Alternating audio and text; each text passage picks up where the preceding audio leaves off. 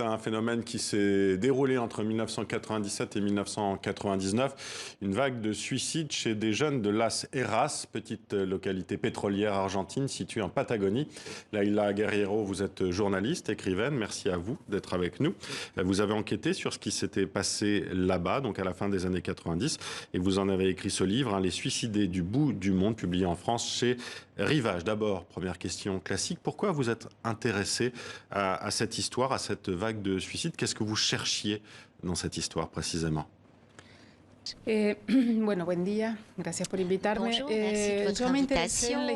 Je me suis intéressée à l'histoire parce que je travaillais à l'époque pour un journal qui s'appelait La Nation et j'ai reçu une information en fait virale qui avait été envoyée à tout le monde qui disait qu'il existait une petite ville en fait au milieu du plateau de la Patagonie. La Patagonie, c'est un lieu désertique avec la neige et beaucoup de vent et qui disait qu'il y avait eu des suicides entre 97 et 99, suicides 27 jeunes et que ces jeunes étaient des jeunes très connus dans la petite ville, comme dans toutes les petites villes en fait.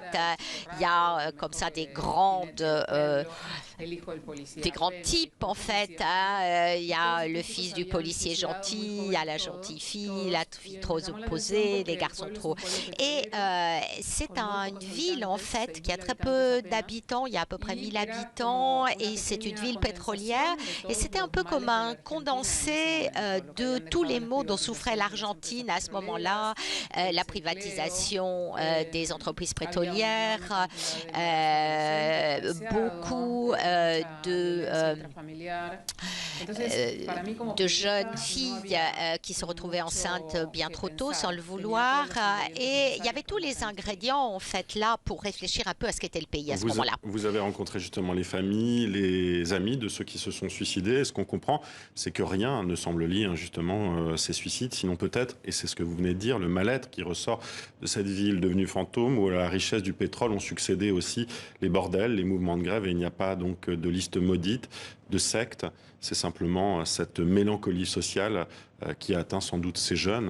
Ce sont vos mots, mélancolie sociale.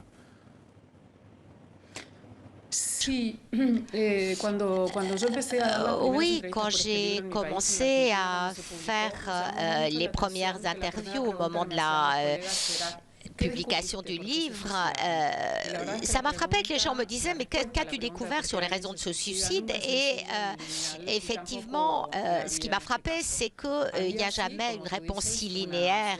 Il y avait effectivement une sociopathie, une société qui avait beaucoup souffert d'une crise, des familles désunies, une violence qui s'était accrue, un manque d'écoute, une négation aussi de la part des familles, mais tout ça se passait dans un contexte de grande solitude, mais pour tous. L'État n'aidait pas ces familles, il n'y avait jamais eu en fait une reconnaissance de l'état de ce problème, et donc c'était un territoire totalement désolé. Il y a une âpreté dans votre écriture aussi, une manière très mécanique aussi de décrire les violences, l'horreur. Vous utilisez assez peu ce mot de suicider d'ailleurs.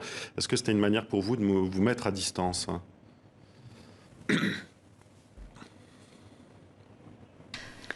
Oui, tout à fait, en fait.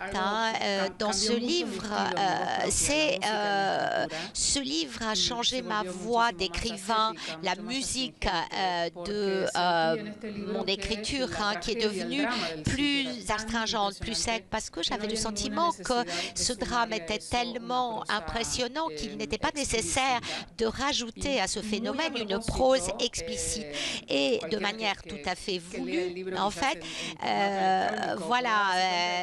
les personnes qui vont lire le livre de manière électronique verront que j'ai fait très attention à ne pas trop utiliser le terme suicide.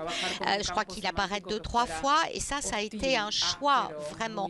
Je voulais quelque chose, je voulais un style âpre et un style très dominé, très retenu. Dernière question assez rapidement, malheureusement, pour votre réponse. Vous avez publié une première fois ce livre en 2005.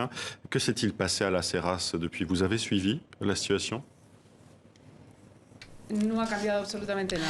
Rien n'a changé en fait. Il n'y a jamais eu une vague de suicides si importante, mais les gens continuent à se suicider, comme dans beaucoup de contrées de l'intérieur du pays. Je dirais qu'en fait, c'est exactement la même chose. Rien n'a changé. Merci Laila Guerriero d'avoir été avec nous. Les suicidés du bout du monde est donc publié aux éditions Rivage. Merci d'être passé par le plateau de TV5 Monde. C'est un très beau livre. Merci.